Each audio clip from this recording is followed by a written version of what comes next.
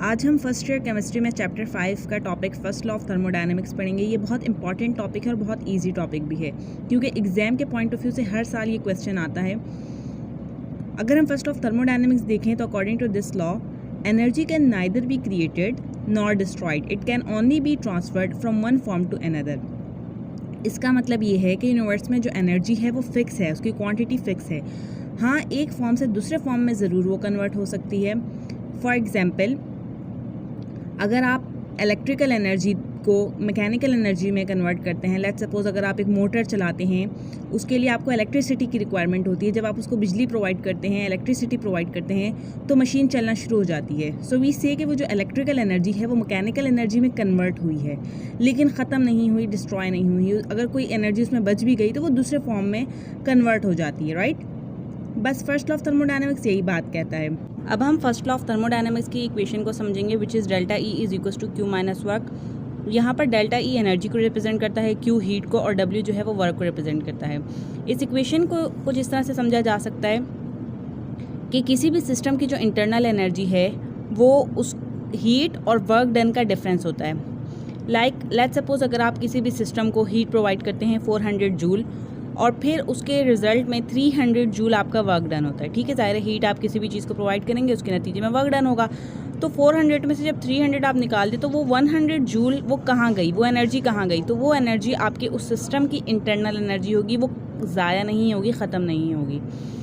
अब हमें ये समझना है कि वर्क डन को हम कब पॉजिटिव में लेते हैं, कब नेगेटिव में। इसी तरह से क्यू को हम कब पॉजिटिव में लेते हैं, कब नेगेटिव में लेते हैं। देखें, जब भी कभी कोई सिस्टम हीट को एब्जॉर्ब करता है तो हम उसे पॉजिटिव कहते हैं, और जब हीट इवॉल्व होती है और रिलीज़ होती है किसी भी सिस्टम से तो हम उसे नेगेटिव हीट कहते हैं। इसी तरह से वर्क डन के लिए अगर हम देखें कि अगर कभी भी वर्क डन सिस्टम करे तो वो पॉजिटिव होगा, और अगर वर्क डन सिस्टम के ऊपर हो, यानी work done on the system हो, तो हम उसे नेगेटिव वर्क डन लेंगे।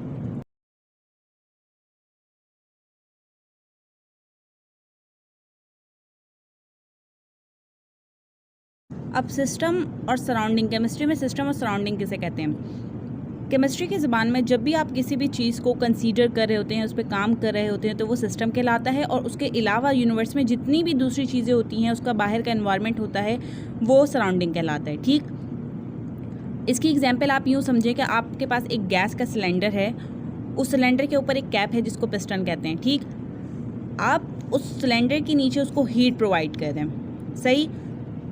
अगर हीट देने के बाद उसका पिस्टन या उसका कैप ऊपर की तरफ मूव करेगा तो हम कहेंगे कि ये वर्क डन उस सिस्टम ने किया है, उस सिलेंडर ने किया है, और उस वर्क डन को हम पॉजिटिव में लेंगे। और अगर वो पिस्टन ऊपर जाने के बजाय नीचे की तरफ मूव करेगा तो हम कहेंगे work done on the system. और हम इसको इस तरह से भी कह सकते हैं कि work done bye surround. Numerical start करने से पहले आपको एक बार रिपीट करके बता देती हूँ कि work done by system positive, work done on the system negative. इसी तरह से heat absorbed positive, heat released और इवॉल्व नेगेटिव। अब हम एक न्यूमेरिकल देखते हैं। ये न्यूमेरिकल है, in a certain process 500 joule of work done on system which gives off 200 joule of heat, what is value of delta E for the system. देखें, हमें वर्क इन्होंने दिया हुआ है 500 जूल, लेकिन वर्क में ये कह रहे हैं कि work done on the system, यानी कि सराउंडिंग ने वो काम किया है। Work done on the system, इसलिए हम उस वर्क डन को नेगेटिव में रखेंगे।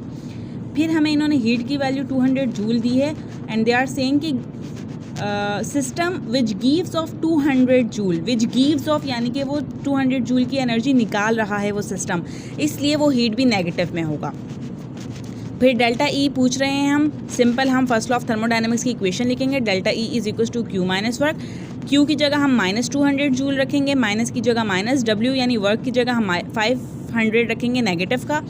उसके बाद हमारे पास हो जाएगा -200 माइनस माइनस प्लस 500, और 500 में से जब 200 हम सब्ट्रैक्ट कर लेंगे तो 300 पॉजिटिव में बचेगा। तो डेल्टा ई की वैल्यू हमारे पास आई 300 जूल।